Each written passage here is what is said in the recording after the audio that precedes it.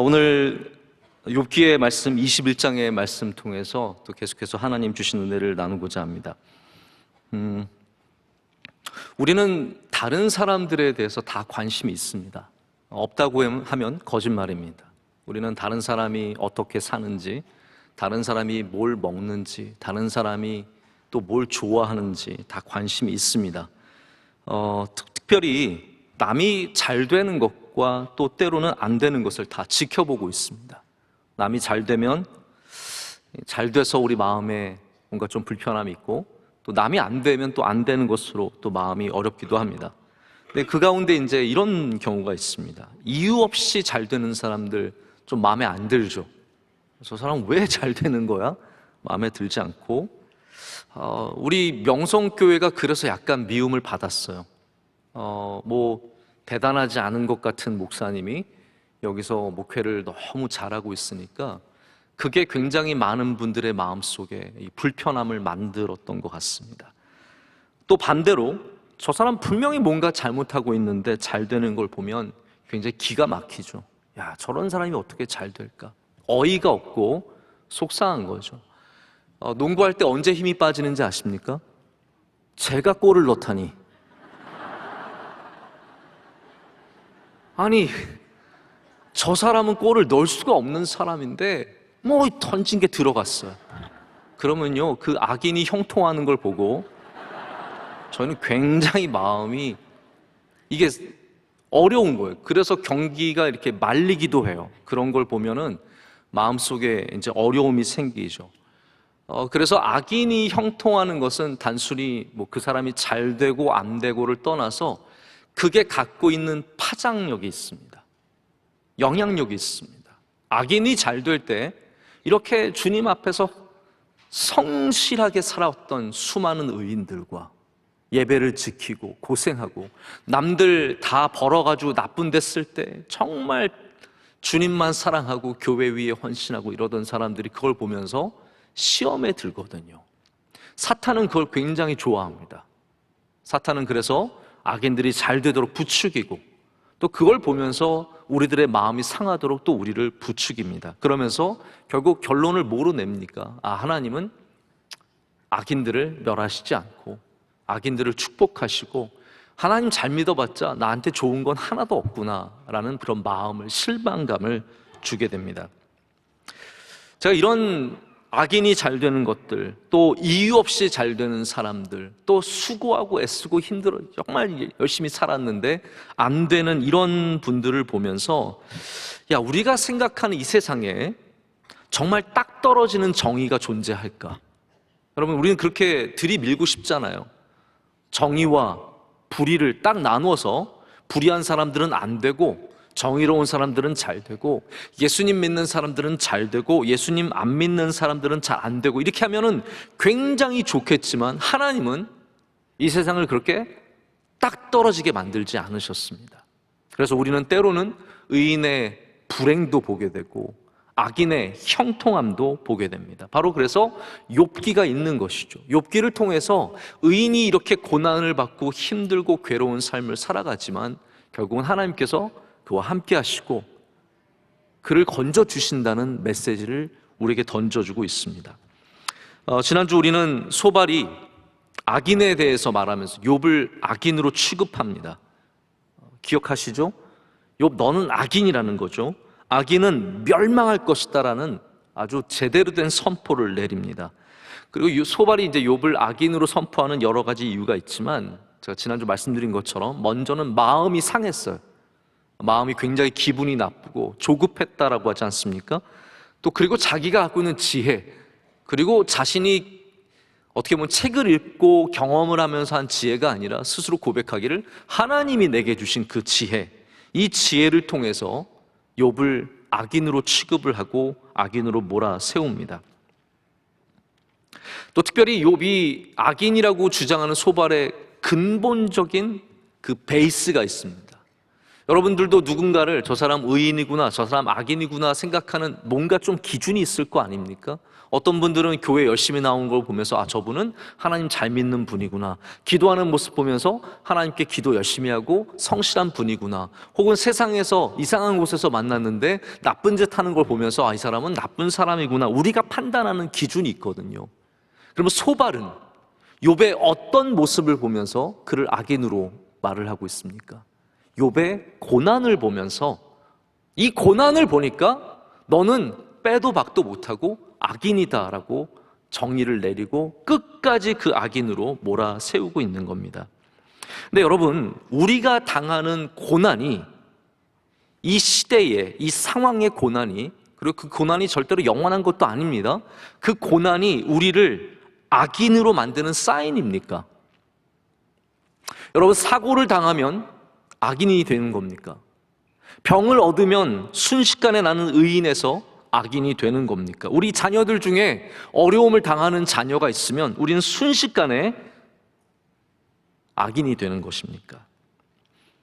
자, 제가 이렇게 말씀을 드릴 때는 여러분은 아니라고 생각하실 수 있겠지만, 사실 우리의 신앙 중에, 은연 중에 누군가의 고난을 보면 저 사람 뭔가 잘못했겠구나라고 짐작하는 것이 의외로 굉장히 많다라는 거예요. 누군가의 어려움을 보면서 아, 저 사람은 하나님께서 벌하시는구나, 그렇게 단정을 내버리는 경우가 얼마나 많은지 모릅니다. 여러분, 물론 우리 성경 안에 전체적인 그림을 보자면 악인들이 벌을 받게 되어 있습니다. 할렐루야. 의인들은 하나님께서 반드시 보상해 주시게 되어 있습니다.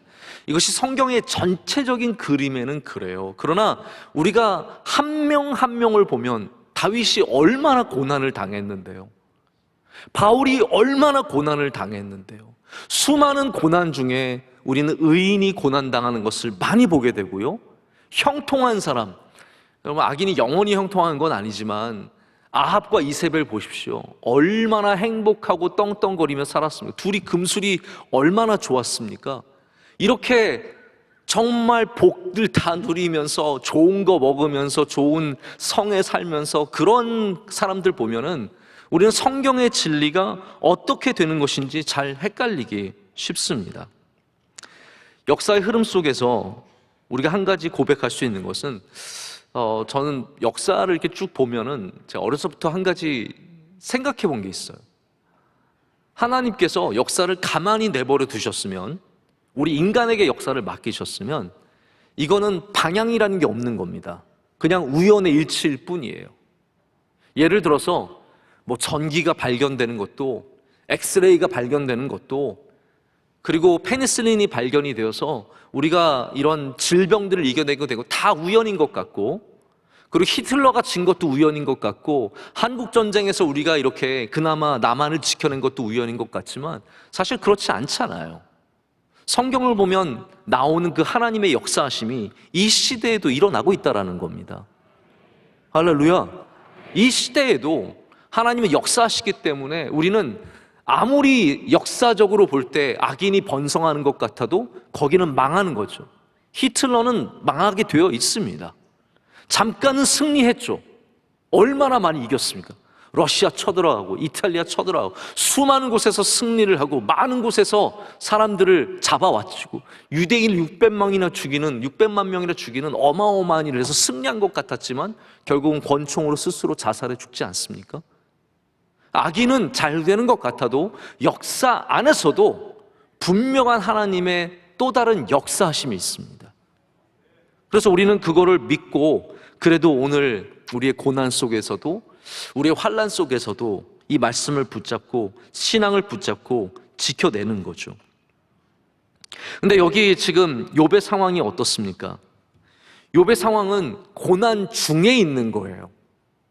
고난 중에 있는 사람에게 욥의 친구들은 너는 고난을 당한 거 보니까 악인이구나 라고 계속해서 취급을 하고 있는 모습을 보게 됩니다. 근데 이제 오늘 말씀, 우리가 특별히 읽은 본문 말씀을 보면 욥이 거기에 대해서 아주 흥미로운 주장을 합니다. 그건 뭐냐 하면 반대로 주장을 해요. 한번 우리 말씀을 잠깐 생각해 봤으면 좋겠어요. 이렇게 말합니다. 7절에, 우리가 다 본문을 읽지는 않습니다. 그냥 제가 설명을 해드릴게요. 7절에 욥이 말하기를 악인은 오래 산대요. 8절에 악인들의 자손은 번성한대요.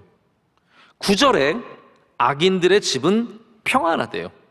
10절에는 악인들의 짐승은 번성하고 11절과 12절에 악인들의 자손들은 많은 데다가 행복하기까지 해요.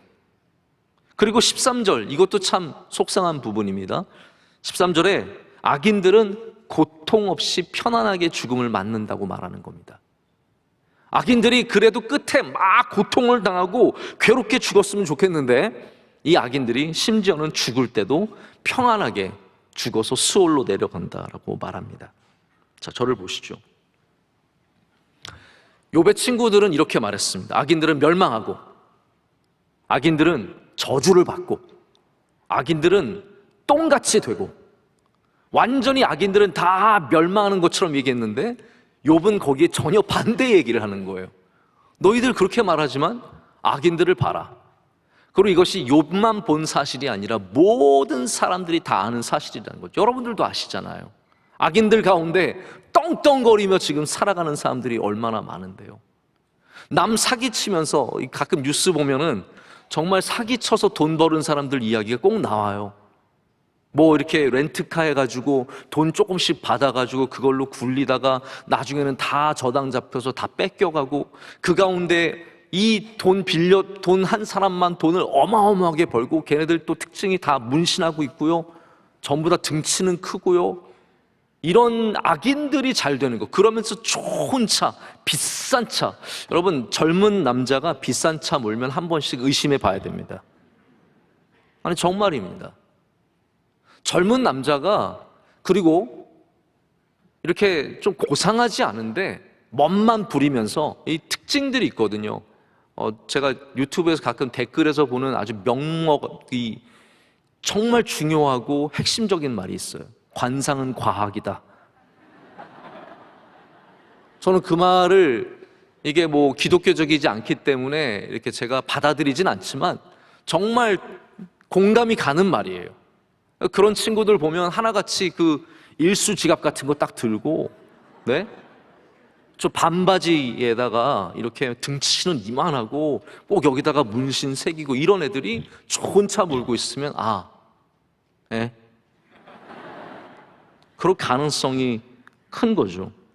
근데 여러분, 악인이 이렇게 많지만 오늘 말씀의 욥은 우리가 생각하는 것처럼 악인이 고통을 당하고, 악인이 죽음을 당하고, 악인이 다 망하지 않는다라는 거. 심지어는 죽을 때도 평안하게 죽는다는 거예요. 그들의 자손이 잘 된다는 거예요. 여러분, 이 말이 결국 무슨 말입니까? 이 말이 무슨 말이냐면, 너희가 생각하는 틀에 맞춘 공식은 이 땅에 존재하지 않는다라는 겁니다. 다시 말해서 악인들이 다 고난을 받고 의인들이 다 형통하고 이런 공식대로 세상이 움직이는 것이 아니라, 여기 나오지 않았지만 우리가 욥기를 통해서 고백하게 되는 것은 무엇입니까? 이 세상은 공식이 아니라 하나님의 뜻으로 움직인다라는 겁니다. 그래서 욥도 사실은 이제 틀 안에 있는데 우리 모두가 다 틀 안에 있거든요. 성경은 자꾸 그 틀을 깨뜨려 주는 겁니다. 복을 빌면 잘 되고, 내가 와서 막 수고하고 애쓰면 거기에 열매가 막 맺히고, 이러한 당연한 틀들이 우리의 삶에 항상 적용되는 것은 아니라는 것을 성경은 가르쳐 주면서, 공식을, 제가 누누이 말씀드리지만 공식을 믿지 말고 하나님을 믿으라고 우리에게 가르쳐 주는 겁니다.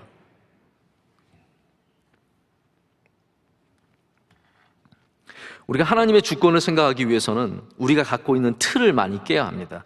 예수님께서 이 땅에 오셔서 가장 처음 전하신 말씀 중에 하나가 우리가 팔복이라고 부르는 말씀입니다. 여러분, 팔복은 어떤 말씀이냐면요, 유대인들이 수천 년 동안 자신들의 신학으로 곤고하게 아주 단단하게 굳어진 생각을 갖고 있었습니다.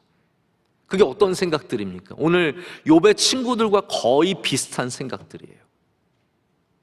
그들은 물질을 누리고 있으면 하나님 앞에 의인이고 선한 사람이기 때문에 하나님 복을 주신 거라고 생각했고, 반대로 질병이나 고난을 갖고 있으면 하나님께 벌을 받아서 징벌을 받고 있는 악인이라고 생각을 했습니다.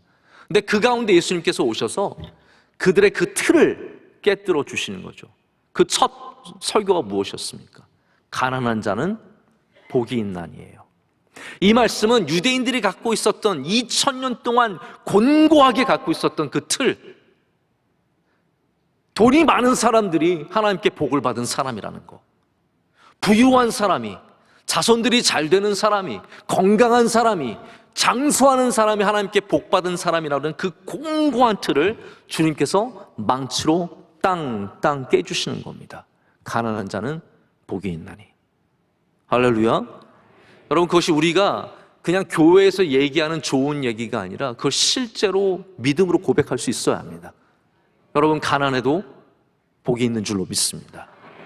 다시 말하자면 예수님께서 말씀하지 않으셨어도 질병이 있는 자가 복이 있을 수 있는 겁니다. 자녀의 어려움을 갖고 있는 자가 복이 있을 수 있는 겁니다. 우리는 너무 틀에 딱 그 안에 갇혀서 그 틀을 빠져나오지 못합니다. 그리고 그 틀 바깥에 있는 것을 너무나 어려운 마음으로 보는 거예요. 왜 의인인데 저런 일이 생길 수 있을까? 왜 악인인데 저렇게 번성할까? 여러분, 아까도 말씀드렸지만 악인이 잘 되는 것은 우리 그리스도인에게 너무 힘든 일이에요. 불편한 일이에요. 괴로운 일이에요. 마음 같아서는 재벌들이 다 크리스천이었으면 좋겠어요. 아니면 반대로 재벌들은 크리스천이 아예 없거나. 그럼 편하잖아요. 아, 재벌들은 다 악인이니까, 혹은 저 부자들은 다 의인이니까, 이렇게 생각하면 좋겠지만 여러분, 안 그렇잖아요. 이건희 회장 돌아가시고 나서 아내 되시는 분이 절에 가셔서 스님 만나고 그분 제일 잘 사는 분이에요, 우리나라에서. 그거 어떻게 우리가 그것을 감당하겠습니까? 다시 말씀드리지만 우리의 틀로 세상을 봐서는 안 됩니다. 하나님의 뜻으로 세상을 봐야 합니다. 박웅현이라고 하는 분이 책은 도끼다라는 그런 책을 썼어요. 이걸 2권 써서 다시 책은 도끼다까지 나왔는데 제가 예전부터 좀 재밌게 봤던 책이에요. 근데 왜 책이 도끼냐? 이분의 이야기는 우리 안이 다 이게 마음이 굳어 있고 얼어 있다는 거죠. 책이 도끼가 되어서 우리의 마음을 깨준다는 거예요. 자, 다시 제가 이거를 바꿔서 말하자면 예수님의 말씀은 도끼입니다. 우리들의 틀, 우리들이 갖고 있는 공고한 그 틀, 우리 인간의 굳어진 생각들, 그래서 예수님은 그 가운데 우리에게 복을 다시 정리해 주시는 겁니다. 이스라엘 사람들이 생각했던 복이, 여러분 한번 생각해 보세요. 욥의 친구들이 갖고 있는 복의 개념과 얼마나 다르며 얼마나 발전했습니까? 이게 길면 한 2000년 정도 되는 시간이거든요.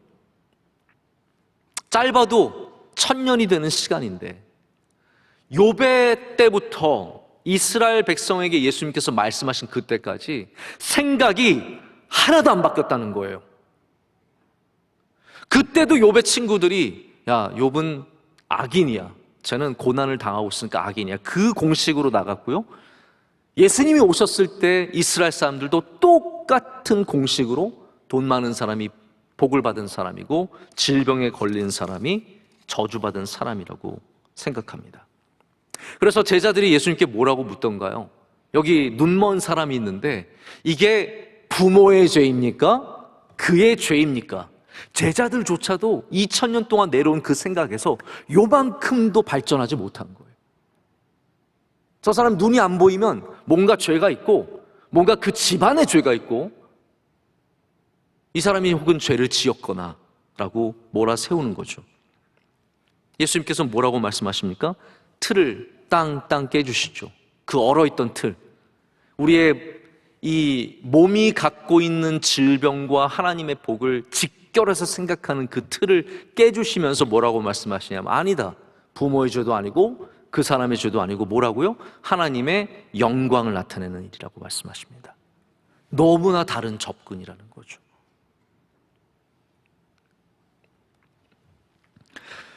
예수님에게는 항상 제3의 길이 있습니다. 할렐루야. 그 길이 바로 복음의 길이라는 거예요. 복음의 길은 이게 저주냐 이게 축복이냐가 아니라 이게 하나님의 영광이라고 말하는 것입니다. 전혀 다른 길을 우리에게 보여주고 계십니다. 여러분, 장애인들을 향한 부모님들의 마음이 얼마나 어렵습니까? 장애인을 두고 있는 부모님들은 마음이 힘들고 몸이 힘들고 여러 가지로 어려움이 많습니다. 이번 코로나에 제일 어려운 가정 중에 한 가정이 바로 장애인들을 데리고 있는 가정이에요. 왜냐하면 이게 사람이 만지면 안 되잖아요. 그러다 보니까 이 아이를 케어를 해줘야 되는데 다른 사람은 케어를 못 하는 거예요. 부모님들이 예전보다 훨씬 더 힘들어지셨어요. 저희 교회도 이제 지체 또 정신 좀 부족한 분들 저희가 섬기고 있는 사랑부가 있지 않습니까? 사랑부가 회복이 쉽지가 않아요. 왜냐하면 선생님들이 아이들을 다 만져야 돼요. 가서 직접 다 안아야 되고 가르쳐 줘야 되고 붙잡아야 되고, 그러다 보니까 이 컨택이 많이 필요하기 때문에 참 어려운 거죠. 근데 여러분, 이 아이들, 장애를 갖고 있는 아이들, 이 세상이 바뀌려면 사회의 인식도 바뀌어야 하지만 우리들의 인식도 바뀌어야 돼요. 할렐루야. 우리 그리스도인의 인식도 바뀌어야 돼요. 우린 그것을 하나님의 저주나 무슨 이 사람들의 잘못이나 그렇게 봐서는 안 된다는 거죠. 예수님께서 말씀하셨듯이 거기에는 제3의 길이 있다라는 거예요. 하나님이 영광을 받으시기 위해서 하나님의 다른 뜻이 있을 수 있다는 생각을 해야 되지 않겠습니까? 여러분, 누가 학교에 떨어지나요? 학교에 떨어지는 애들은요, 첫 번째로는 공부를 안 한 애들이 떨어집니다. 너무나 당연한 거죠.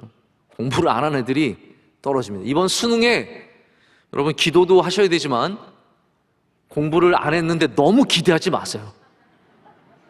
네? 공부는 맨날 안 하는 거 뻔히 봤는데 그래도 기대감을 갖고 막 마지막에 내가 막 밤새 철야기도 하면 뭔가 기적이 일어날 것 같은 그런 너무 큰 기대를 하지 마세요. 한 문제를 하나님께서 더 맞추게 해주실 수는 있을지 몰라도 이게 막 기적이 거기에서 일어나진 않거든요. 그런데 우리가 아무리 노력하고 힘쓰고 애써도 다 되는 게 아니에요. 저는 PhD 된 학생들에게 늘 굉장히 칭찬해 줍니다. 왜냐하면 어느 학교가 되었든 PhD는 그 학교에서 한 명이나 두 명 뽑아요. 그 분야에. 우리 신학도 마찬가지고 물리학도 마찬가지고 수학도 마찬가지고 어느 학교의 어느 과도 마찬가지예요. 그 한 과에 한 분야에 10명씩 뽑는 그런 학교는 단 하나도 없습니다. 다 한 명 아니면 두 명 뽑는 거예요. 저는 그래서 어느 학교가 되면은 훌륭한 거라고, 잘한 거라고, 그 학교에서는 너를 잘 봤기 때문에 뽑아준 거기 때문에 괜찮다고 얘기합니다. 그러나 많은 사람들이 내가 원하는 학교가 안 되면 실망하죠. 여러분, 내가 안 되는 학교가 안 되면, 내가 원하는 학교가 안 되면 우리는 하나님께 버림받은 걸까요? 그럼 그렇지 않잖아요. 거기에도 하나님께서 역사하시고, 할렐루야, 하나님의 뜻이 있고 하나님께서 이루시는 일들이 분명하게 있다라는 거예요. 젊은 사람들은 자기가 원했던 사람과 결혼하지 못할 때 굉장히 절망감을 갖습니다. 내가 좋아하고 내가 공을 들였고 내가 사귀었고 했는데 차였어요. 헤어졌어요. 어떤 일이 있어서 그냥 끝났어요. 그러면 마치 세상이 끝난 것 같아요. 하나님도 나를 버리신 것 같고요. 여러분, 우리가 그렇지 않다는 것을, 우리 다 헤어져 봤잖아요. 헤어져서 여러분의 인생이 망했습니까? 아니거든요. 절대로. 저는 물론 아니지만 여러분 인생이 헤어져서 망하지 않거든요. 어려움 속에도 하나님의 뜻이 있다라는 것, 그것을 알아야 우리가 욥을 이 비난하는 친구들의 틀에서 빠져나올 수 있는 겁니다. 지금 욥은 그것을 위해서 우리에게 계속해서 강조하고 우리에게 가르쳐주고 있는 겁니다. 그럼에도 불구하고 친구들은 계속해서 야, 악인이랑 욥이랑 너랑 너무 닮았어, 이렇게 얘기하는 거예요. 이해가 가시죠? 내가 악인들을 아는데, 그리고 내가 너를 아는데 너무 닮았어. 그러니까 너는 악인이야 라고 말을 하는 겁니다. 결과적으로 본다면, 지금 현재 상황으로 본다면 욥과 악인은 구별하기가 참 어렵습니다. 왜냐하면 정말 고난 중에 있기 때문에, 큰 어려움 중에 있기 때문에 욥과 악인은 구분하기가 참 어렵습니다. 이것이 우리를 어렵게 만들기도 하지만 또한 겸손하게 만드는 일입니다. 왜냐하면 우리 모두는 진짜와 가짜를 구분하기가 참 어렵습니다. 우리는 진품과 가품을 완벽하게 구별해내지 못합니다. 마찬가지로 친구들도 그거를 받아들였어야 돼. 우리가 악인과 의인을 완벽하게 구별해내지 못한다는 사실을 알았어야 되는데, 이 친구들은 자기의 지혜의 도취가 되어서, 자신들의 지식의 도취가 되어서 우리는 충분히 구별할 수 있다고 생각을 하는 거예요. 그래서 너는 내가 보니까 악인이랑 너무 닮았기 때문에 너는 악인이야 라고 얘기를 합니다. 우리가 교회 안에서도 사람들의 모습을 보면서, 사람들의 삶의 모습을 보면서 조금 무엇과 닮았다고 해서 그렇게 분류해버리고, 그렇게 취급해버리고, 그렇게 상처를 주는 일들이 얼마나 많은지 모릅니다. 이러한 오해와 이러한 주장에 욥은 지금 진절머리를 내고 있는 거예요. 제발 더 이상 이거 하지 말자고 얘기를 하는 겁니다. 자, 여러분, 중국과 미국은 닮았을까요? 안 닮았을까요? 저는 근본적으로 중국과 미국은 굉장한 도덕적인 차이가 있다라고 생각을 해요. 동의하시죠? 네, 중국과 미국은 도덕적인 굉장히 큰 차이가 있습니다. 물론 그 안에는 당연히 기독교라고 하는 어떤 삶의 근간이 되는 정신 세계가 차이가 있기 때문입니다. 자, 그런데 어떤 한 학자가 중국과 미국은 사실 굉장히 닮았다고 주장하는 사람이 있어요. 미시간 대학교의 앵이라고 하는 교수, 이분 싱가포르 출신의 교수인데 스탠포드에서 박사학위를 받은 아주 유망한 그리고 유명한 정치학자입니다. 근데 이분이 책을 썼는데 어떤 책을 썼냐면 책 제목이 중국의 길디드 에이지예요. 제가 여기 좀 길디드 에이지라는 걸 설명을 드릴게요. 길디드 에이지는 언제냐면 미국의 19세기 후반을 말합니다. 19세기 후반에 미국이 길드 조직처럼 잘 짜임새를 가졌어요. 그래서 기업들은 막 성장하고, 그때 뭐 카네기, 우리가 잘 아는 락펠러, 유명한 그런 사업가들 있지 않습니까? 철강 사업, 뭐 철도 사업, 스탠포드, 이런 사람들이 어마하게 부를 쌓을 때 동시에 어떤 일이 일어났냐면 사회와 정치 속에서 어마어마한 부패가 일어나고 있었어요. 뇌물을 어마어마하게 주고받으면서 그 사람들 사업을 밀어주고 그런 일들이 있었거든요. 그걸 이제 길디드 에이지라고 마크 트웨인이 이름을 진 겁니다. 그때의 모습을 얘기하면서 중국의 길디드 에이지가 결국 뭐냐면 경제가 호황되는 것과 그리고 전반적인 부패라고 하는 이 모순이 함께 있는 중국 사회를 말합니다. 근데 이 앵이라고 하는 저자가 뭘 주장하냐면, 우리는 생각하기를 부패 지수를 따지고 보면요, 미국은 부패 지수가 전 세계에서 가장 낮은 나라 중에 하나예요. 제가 요즘에 우리나라는 어느 정도 되는지 모르겠어요. 중국은 부패 지수가 가장 높은 나라 중에 하나입니다. 그래서 뭐 공무원들이 어마어마하게 돈을 벌었고, 뭐 경찰서장은 진짜 말도 안 되게 부자이고 뭐 이런 그런 사회를 살았잖아요. 근데 어떻게 이런 중국과 미국이라는 나라가 닮아 있을 수 있느냐? 이 이야기를 이 책에서 얘기를 하는 거예요. 이분의 주장은 뭐냐 하면 미국은 발전된 부패를 갖고 있고 중국은 아주 초보적인 부패를 갖고 있다는 거예요. 근데 제가 거기에 굉장히 공감이 갔어요. 미국은 로비스트라는 분들이 활동을 하면서 공식적으로 기업의 돈을 정치나 이런 쪽으로 흘려주는 겁니다. 그래서 그렇게 해서 성장한 기업들, 성장한 것들이 결국 어떤 문제를 만들어내느냐 하면 이걸 약으로 설명하더라고요. 이렇게 부패 속에서 성장한 것들은 운동을 할 때 남자들이 몸이 커지기 위해서 스테로이드라는 것을 사용을 한다고 합니다. 스테로이드의 문제는 뭐냐 하면 먹을 때는 몸이 막 성장하는 것 같지만 사실은 그 안에 장기나 이런 모든 면으로 어마어마하게 나쁘게 역할을 해서 뭐 50만 되어도 온몸이 망가져서 심장마비가 오고 이런 분들이 많을 정도로 굉장히 위험한 약품이에요. 그러니까 부패를 통해서 성장한 경제의 모습이 어떠냐, 이걸 얘기하는 거예요. 부패를 통해서 성장한 기업들은 스테로이드를 맞은 것 같아서 굉장히 몸이 크지만 위험한 순간에 완전 무너진다라는 거죠. 위험한 순간, 어려운 순간이 오면 다 무너진다라는 거예요. 그래서 미국도 어려운 순간이 왔을 때 리만 브라더스를 시작해서 경제가 한번 싹 무너졌던 것이고, 중국도 언제 어떻게 그렇게 무너질지 모른다라고 얘기를 합니다. 제가 왜 이렇게 말씀을 드리냐면요, 우리는 중국과 미국이 전혀 닮을 수 없다라고 생각하는데 닮아 있는 거예요. 다시 말하자면 우리가 생각하는 의인과 우리가 생각하는 악인들의 모습이 그냥 눈에 보이는 전부가 절대로 아니라는 겁니다. 그래서 의인이라고 생각하지만 그 가운데는 수많은 악인이 있을 수 있는 것이고, 반대로 저 사람 악하다고 생각하지만 하나님 앞에서 굉장히 의인일 수 있다는 겁니다. 자, 여러분은 기도하실 때 여러분에게 어려움을 주는 사람을 뭐라고 부르십니까? 저 악한 세력들 이라고 부르지 않았습니까?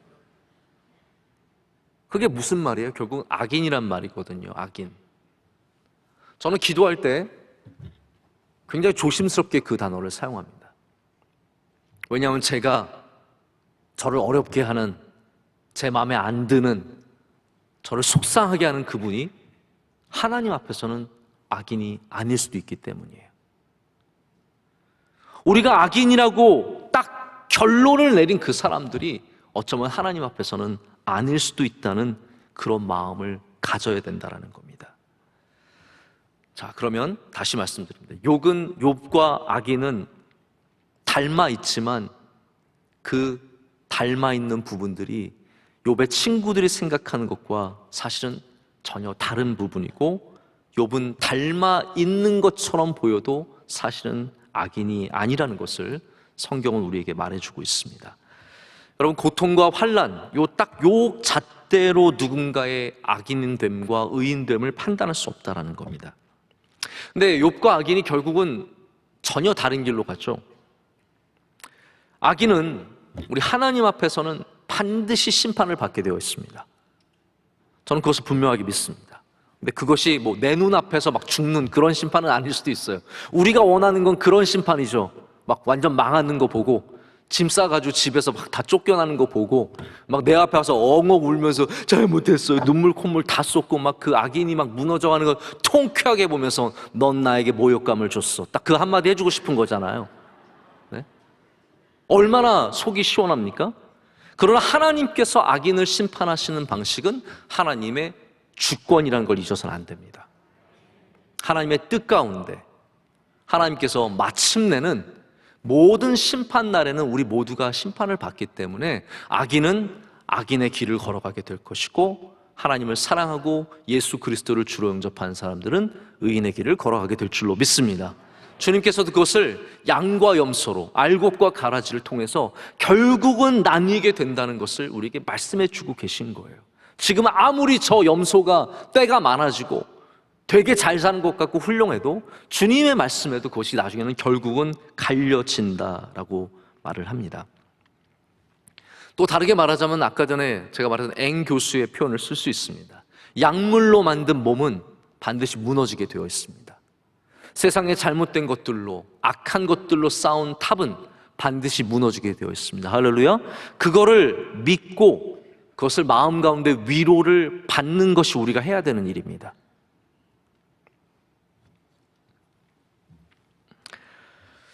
마지막 절에 욥이 쌓아두었던 말을 내뱉습니다. 우리 34절 말씀 한번 보실까요? 21장 34절 말씀 우리 다 함께 한 목소리 읽겠습니다. 그런데도 너희는 나를 헛되이 위로하려느냐? 너희 대답은 거짓일 뿐이니라. 아멘. 사실 위로도 아니에요. 지금 친구들은 계속해서 끊임없이 욥에게 가서 회개해라, 빨리 하나님께로 돌아와라, 네가 악인인 것을 인정해라 라고 하는데, 그래도 욥이 이것을 좋게 표현해서 위로라고 합니다. 하지만 이것은 헛되다라고 말합니다. 헛된 것은 금방 사라질 것들, 수증기처럼 안개처럼 금방 사라질 것을 헛되다라고 말합니다. 여러분, 진리는 결코 사라지지 않지만 거짓은 금방 사라집니다. 할렐루야. 이 세상에, 여러분, 이 세상이 저는 참 거짓이 너무 많기 때문에 우리가 참 깨어 있어야 된다고 생각을 많이 합니다. 할렐루야. 여러분 깨어있는 주님의 백성들 되시길 축복합니다. 그냥 듣고 들리고 사람들이 말하고 사람들이 휩쓸려가는 곳에 너무 끌려다니지 마시고 우리는 항상 주님 안에서 말씀 가운데서 깨어 있어야 합니다. 이거는 제가 우리 말씀을 어떤 기독교 신앙을 향한 그런 말씀이기도 합니다. 왜냐하면 너무 이단들도 많고 아주 쉽게 끌고 가는 방식들이 많기 때문에 깨어 있어야 하지만 정치도 마찬가지입니다. 정치도 마찬가지고 사회도 문화도 마찬가지고 연예인들도 마찬가지고 이 세상에 거짓이 너무 많아요. 그래서 누군가가 잘못하고 누군가가 비난을 받을 때 너무 쉽게 거기에 같이 점프해서 같이 들어가서 돌을 던지고 그러는 것은 어리석은 일입니다. 새치혀로 거짓을 만들어내고 그것으로 또 인기를 누리고 그것으로 대우를 받다가 사라지는 사람들이 얼마나 많은지 모릅니다. 저는 개인적으로 수요예배 때 이런 말씀 드리는 것이 죄송하지만 우리 교회를 향한 이 새치혀로 만들어낸 모든 거짓은 반드시 사라질 줄로 믿습니다. 저는 분명하게 믿습니다. 제가 다 보잖아요. 제가 명석교회 들어와서 다 봤지 않습니까? 이 정말 말도 안 되는 이러한 비난들과 그러한 만들어낸 말들이 너무 가슴 아프고 그런 분들이 너무 제가 가슴 아플 수밖에 없어요. 그러나 이 모든 거짓들은 우리 하나님 앞에서 다 무너지게 될 것입니다.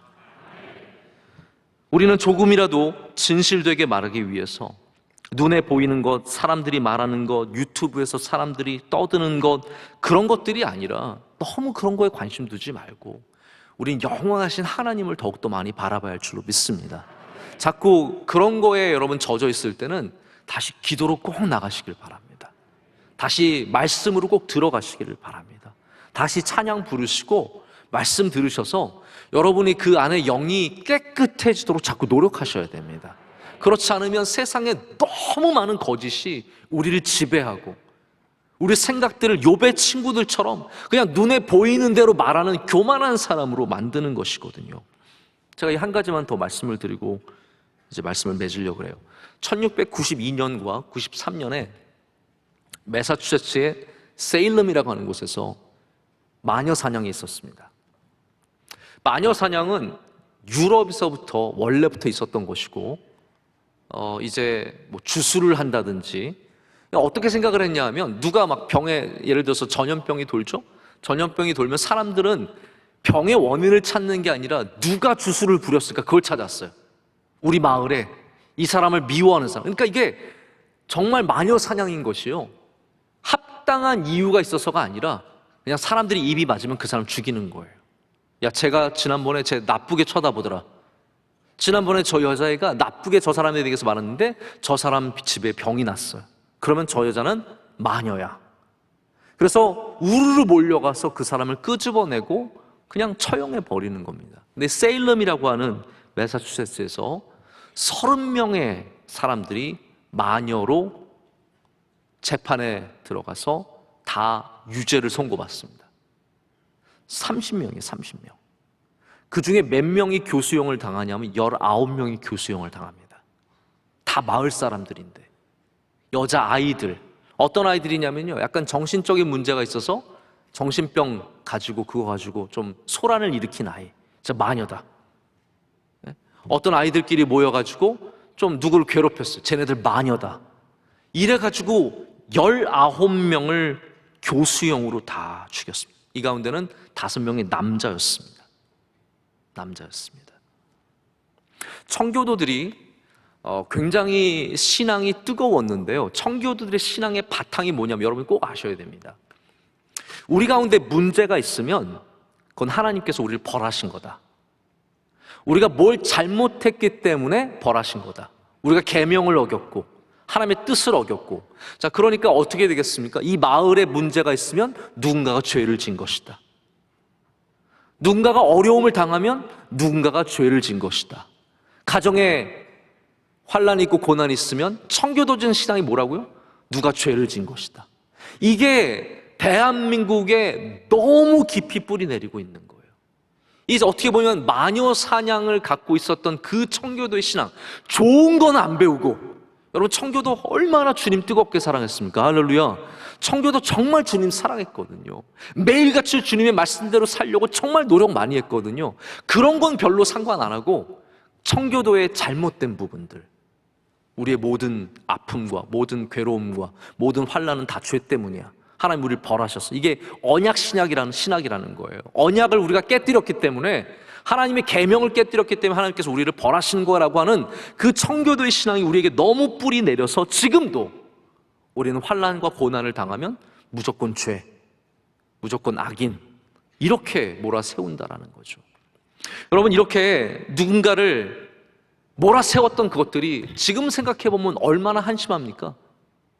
그래서 300주년을 맞아서 1992년에 이 세일럼의 19명의 교수형 당한 사람들 가족과 그 후손들에게 사과를 하고 이거를 좀 화해하려고 하는 그런 행사가 있었다는, 제가 기사를 예전에 읽은 적이 있습니다. 여러분, 우리는 함부로 눈에 보이는 것으로, 우리가 판단하는 것으로 사람들을 악인으로, 사람들을 죄인으로 몰아세워서는 안 될 줄로 믿습니다. 이게 결론이에요. 하나님 앞에서 겸손한 사람은 절대로 서둘러서 판단하지 않습니다. 우리는 함께 기다려야 합니다. 예수님 말씀처럼 알곡과 가라지를 끝까지 기다리는 겁니다. 지금 가라지가 너무 보여서 저 가라지 뽑아야 되는데, 주님의 말씀에는 기다려보라라는 거예요. 기다려보라라는 겁니다. 우리가 기다리다 보면 그것이 더 자세히 보이고 더 확실히 보이고 정확하게 알게 되는 순간들이 있습니다. 우리는 하나님 앞에서 내가 하나님처럼 다 알고 있다는 생각을 버려야 합니다. 우리 한국 교회가 정의에 대해서 그렇게 접근할 때도 너무나 많습니다. 우리가 하나님처럼 다 알고 있기 때문에 너희들은 악인이고 너희들은 의인이고, 아니죠, 반대로 말하자면 우리 편은 의인이고 우리 편 아니면 악인이라고 내세우는 이러한 너무나 쉽게 우리의 교만한 마음으로 정의 내리는 것들에 우리는 다시 한번 채찍질을 가하고 마음을 낮추고, 할렐루야, 겸손하게 바라볼 때 여러분을 통해서 헛된 위로가 아니라, 사라지는 위로가 아니라 영원한 위로가 이 땅 가운데 흘러갈 줄로 믿습니다. 여러분, 고난당한 사람에게 가셔서 축복해 주십시오. 이게 저주가 아니라, 이게 불행이 아니라 하나님이 너를 사랑하고 계신다고 진실된 말로 축복해 주시기를 바랍니다. 그럴 때 그 영혼이 살아나고 하나님의 은혜를 다시 붙잡게 되고 눈물로 기도하게 되고 우리 모두가 다 고난을 이겨낼 줄로 믿습니다. 환난을 이겨낼 줄로 믿습니다. 어려움을 이겨내고 주님이 기뻐하시는 그 복된 삶으로 다 걸어가게 될 줄로 믿습니다.